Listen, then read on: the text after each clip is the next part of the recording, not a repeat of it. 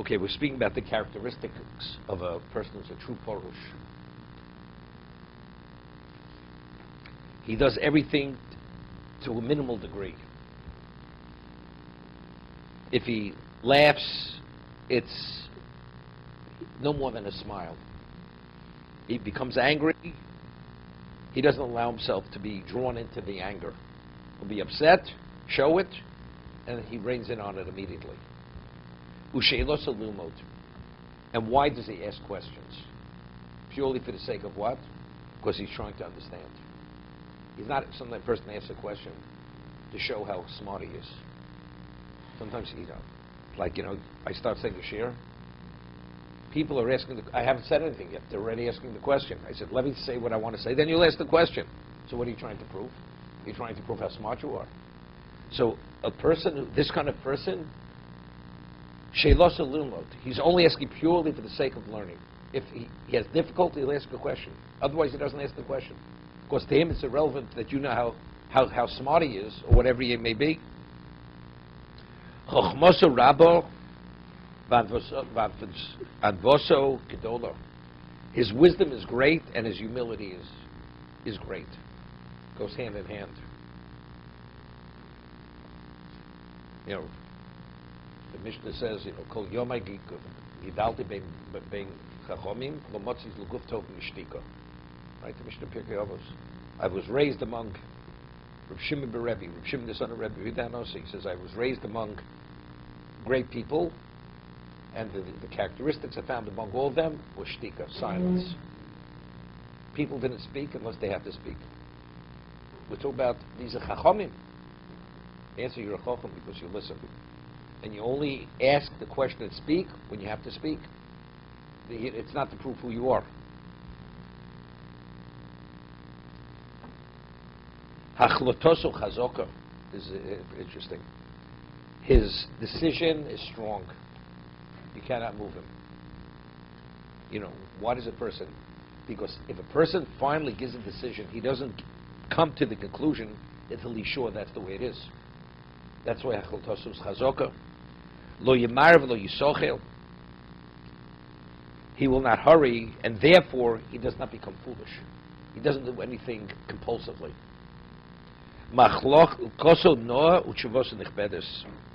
Even when he disagrees, it's with pleasantness.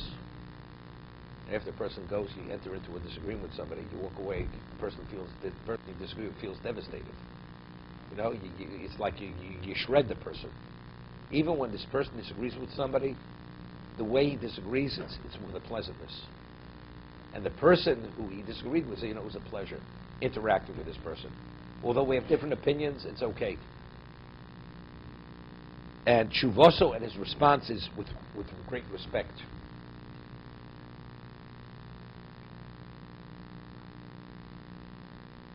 I once called up to speak to somebody, and it was Rabbi Yoshev's grandson. And so I said, can I speak to the person in Hebrew? I spoke Hebrew. So, can I speak to so-and-so? So she says to me, the person is not there, but this is the mother of so-and-so. This was Rabbi Yoshev's daughter. She was a woman at the time when I spoke to her. She was in her low 80s. And it's his only surviving daughter. But the way she said it, you see, she was raised with a level of refineness. You could hear just the way she expressed herself. She's not an ordinary person. I said, is he there? She says, Zei mato shel that. But the way she said it, this is the mother of so-and-so. It's the response is pleasant. Like, it's a pleasure to listen to a person speaking the way she spoke. Chivos nechbedes. The response is with respect, is respectful. Tzaddik im yichas. You hear this? When he becomes angry, it's justified.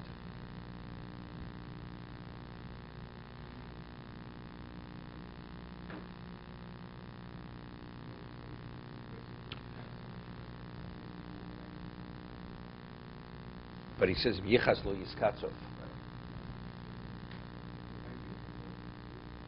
It's to a small degree. You don't become enraged. Now he says, but even when he gets angry, so what is that based on? This is the Chovos HaLevavos. There's a mitzvah of what? People pass judgment very quickly.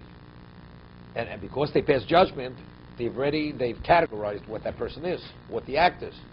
This person, he will only react or respond when he knows factually that's what it is.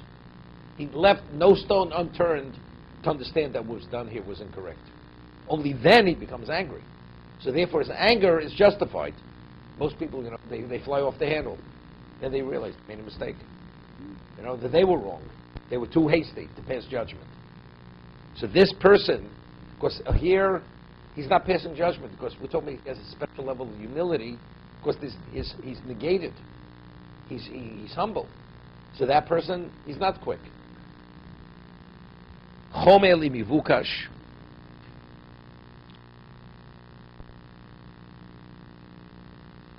This he says, when entreated, he is responsive.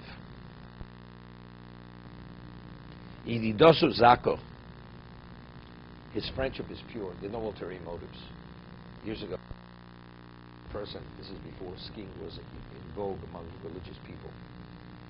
Right? Today, when one time a child, you would have to reserve a place in a certain time of school if you want him to go. Today, when the child is born, you already have to get a ski instructor because when you go on your vacation, whoever it may be, that ski instructor will be available for your child to teach him how to ski. During the school break.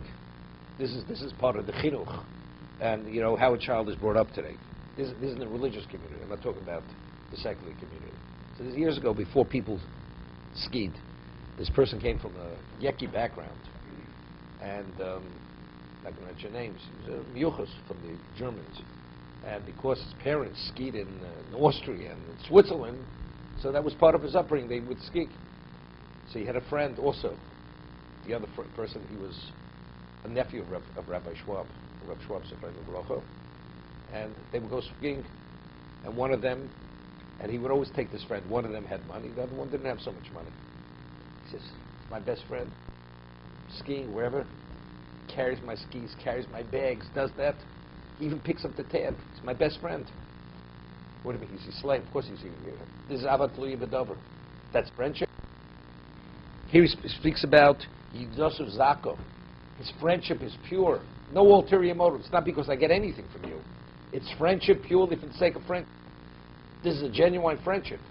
There, what was the friendship based upon? Because the man served him hand and foot. That's why it's his best friend. What happens if you carry your own bags? I'm not sure if the friendship would continue, to be continued.